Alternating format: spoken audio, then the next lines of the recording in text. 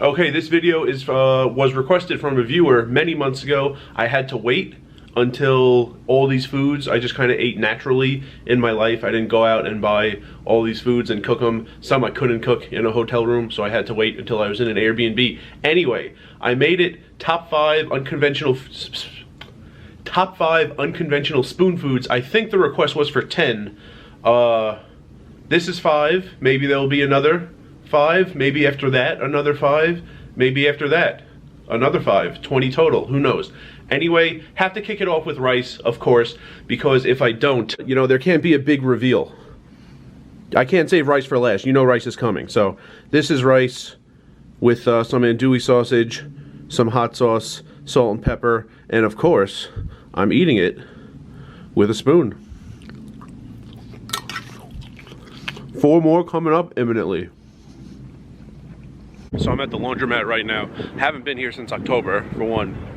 Also, I'm usually here at like 3 a.m. after poker. It is so much calmer in the middle of the night. This is the second time I've been here during the day, and it is pretty eventful. People just like loitering, walking around, way more homeless people, way more screaming. Anyway, next on the list, cake. So cake isn't a huge difference, spoon or fork, and I'm always talking about convenience. Ease of eating is a term that I coined a few years ago. See, with rice, I've used chopsticks before in like a sushi restaurant.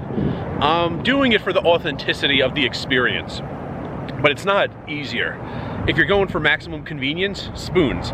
With cake, if you're going for maximum convenience, it's not really a big difference, fork or spoon, it's similar, but I use a spoon sometimes. I know at least one other person who does, so here's a picture of me, here's some footage of me eating red velvet cake from like 5 minutes ago outside the laundromat.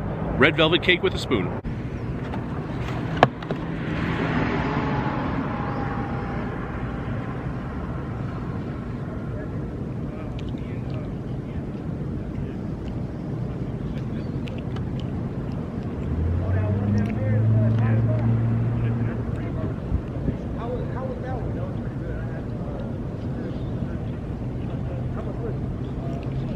Next food that's better with a spoon than anything else, guacamole. I know what you're thinking.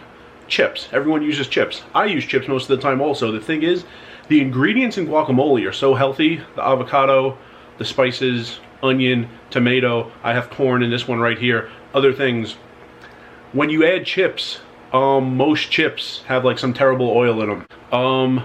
There are keto chips that don't have that ingredient. There's also pork rinds. I can't stand the taste of them, but they don't have some of the worst ingredients that like typical chips have.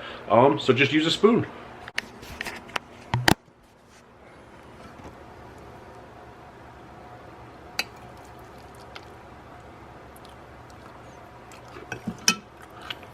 Delicious. Next food to eat with a spoon, popcorn. I'm not kidding. So much easier. You could eat it with your hands. I mean, no one eats popcorn with a fork or a knife. You could eat it with your hands, but then you get that, especially white cheddar. You get white cheddar all over your hands. You're in the movie theater. You're eating popcorn with butter and salt. It's all over your fingers. It's very annoying. How do you wash it off in the middle of a movie? Here's what you do. Next time, for everyone out there who's single, next time you bring a date to a movie theater, bring 2 spoons. Offer your date one once you sit down in the theater with a spoon. If your date, for one, it's just the best way to the best way to eat popcorn. And if your date appreciates it, then your date understands Earth and the world and its conveniences and its joys. Kind of like a little test to get to know your date a little better. So I always eat popcorn with a spoon. So easy, and my fingers are clean. Next, pasta with meat sauce. Cook some pasta, cook some ground sausage, threw in some onion, threw in some tomato sauce, mix it all together. So much easier to eat with a spoon. I know what you're thinking. Pasta with a spoon, not spaghetti. That would be ridiculous. Whenever I could, I cook with elbows, so I could use a spoon. What am I supposed to do with this fork?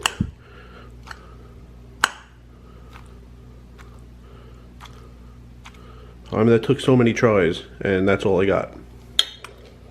Spoon. There we go.